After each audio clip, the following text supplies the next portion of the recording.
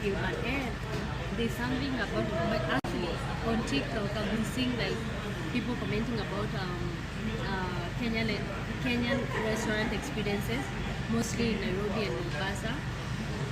Mostly because Nairobi and Mombasa, they are touristic areas. I've been seeing people complaining about like when you as the local you go to this restaurant, maybe like high-end restaurant, and you're trying to get a service, and maybe there's other foreigners in the building, you're more likely to get a crappy services than local because they're more likely to give attention to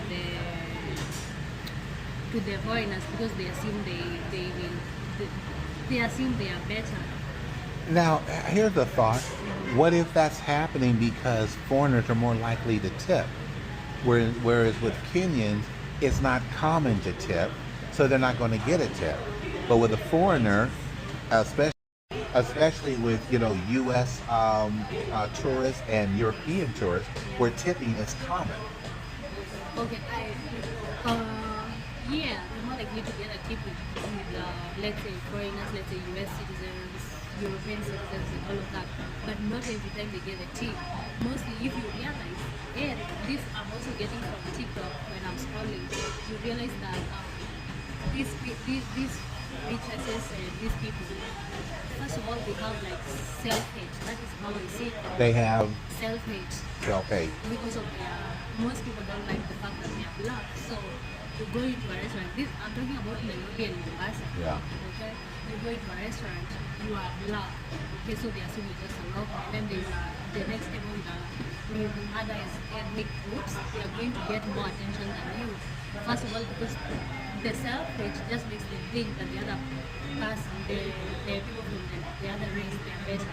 Right. So they are gonna treat you crappy. So I always look out for that when I go to restaurants. Mostly, that's why I never have good experiences because I like to overthink. I like to overread the thing. Yeah. Now, what if tipping was more commonplace and almost an expectation in Kenya? Do you think that would change? Like if they knew Kenyans were going to tip, because just as an example, in the U.S., if you don't tip, it reflects badly on you, not on the server. So if Kenya was more prone to tipping almost as an expectation, do you think maybe then that would change because now they want to give good service to the locals? Yeah, I think it will change, but still, even if you're tipping or you're not, still somebody who hates themselves, they hate their skin color, they hate who they are, they're still going to see the other ethnic groups to be better.